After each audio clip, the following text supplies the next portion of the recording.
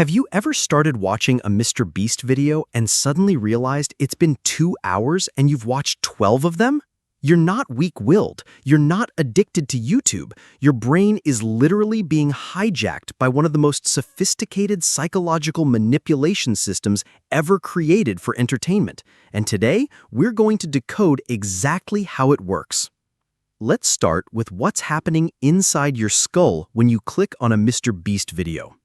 According to research published in the journal Nature Neuroscience, every time you experience something unexpected or rewarding, your brain releases dopamine, not when you get the reward, but in anticipation of it. MrBeast has turned this into a science. Watch any MrBeast video and count the dopamine triggers in the first 30 seconds. I'm giving away $1 million. Dopamine hit. Quick cut to someone's shocked face. Another hit. Sound effect, visual effect, countdown timer. Hit, hit, hit. Dr. Anna Lembke from Stanford's Addiction Medicine program explains that this creates what's called a dopamine anticipation loop. Your brain keeps expecting the next reward, so you keep watching. But here's where it gets fascinating. MrBeast videos use what psychologists call variable ratio reinforcement, the same mechanism that makes slot machines addictive. You never know when the next big moment will happen. Will someone win a car in the next 5 seconds? Will there be another giveaway? Your brain can't predict it, so it stays locked in, waiting for that next dopamine hit. The editing style amplifies this perfectly. Research from the University of California's Center for Digital Mental Health found that rapid cut editing with cuts every 2 to 3 seconds triggers what they call attentional momentum. Your brain literally cannot disengage because it's constantly processing new visual information. MrBeast averages 2.1 seconds per cut in his main content segments. That's no accident. Then there's the psychological principle of social proof magnified to an extreme level. When you see someone win $100,000 and their genuine reaction of pure joy, mirror neurons in your brain fire as if you're experiencing that joy yourself. It's vicarious reward-seeking, and brain imaging studies show it activates the same regions as if you were actually receiving the money. The audio design deserves its own psychology degree. Every sound effect, from the cash register ching to the countdown beeps, has been specifically chosen to trigger what audio psychologists call psychoacoustic arousal. These sounds literally increase your heart rate and attention levels. It's not entertainment, it's neurological engineering. But hold on. Before we paint this as some sinister mind control experiment, let's examine the counter-argument that many media researchers are making. Dr. Sherry Turkle from MIT's Technology and Society program argues that calling MrBeast content addictive might be an overstatement that pathologizes normal human engagement with well-crafted entertainment. After all, every great filmmaker, from Hitchcock to Spielberg, has used psychological techniques to captivate audiences. The question isn't whether MrBeast uses psychology, it's whether using psychology makes something inherently harmful.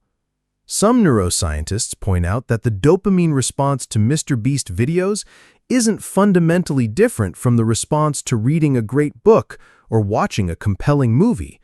Dr. Robert Sapolsky, Stanford's renowned behavioral biologist, notes that humans are naturally wired to seek novel, surprising experiences. MrBeast content simply delivers these experiences efficiently.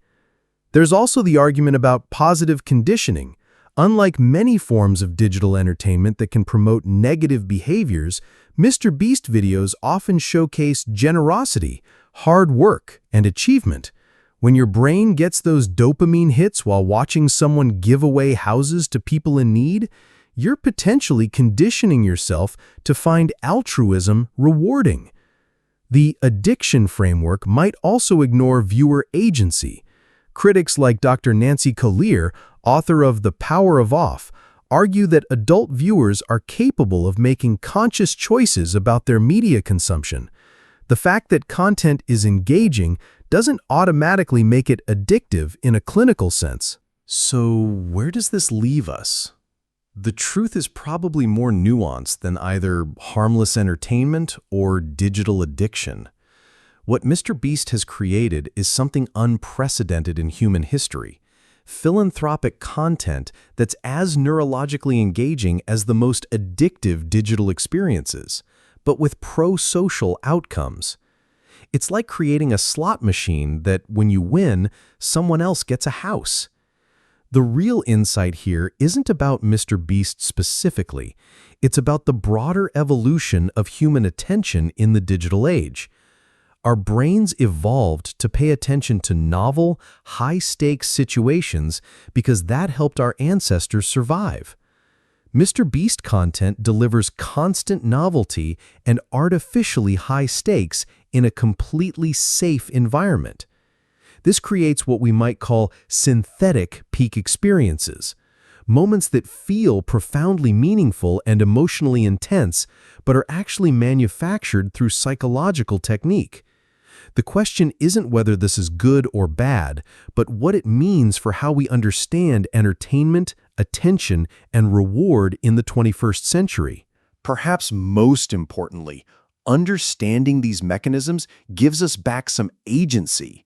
Once you know why something is compelling, you can choose whether to be compelled by it. But this raises deeper questions we all need to grapple with. If we can engineer content to be irresistibly engaging, what are our responsibilities as creators and consumers? Are we entering an era where the most psychologically sophisticated content wins, regardless of its deeper value? And if someone can make charity content as addictive as casino games, what else becomes possible? Most fundamentally, in a world where attention is increasingly scarce and valuable, who gets to decide how our minds are influenced? Here's what fascinates me most about this whole phenomenon. We started this video by examining MrBeast as a psychological puzzle, but we've actually stumbled onto something much bigger. The recognition that human attention has become the most fought-over resource on the planet. Every app, every video, every piece of content is now competing for the same finite capacity in your brain. MrBeast didn't invent the attention economy, but he perfected it. And in doing so, he's shown us both the incredible potential and the profound responsibility that comes with understanding exactly how human minds work. The question isn't whether this knowledge will be used, it's whether it will be used wisely. If this deep dive into the psychology of viral content fascinated you, you'll love our upcoming video on how TikTok's algorithm actually rewires teenage brains.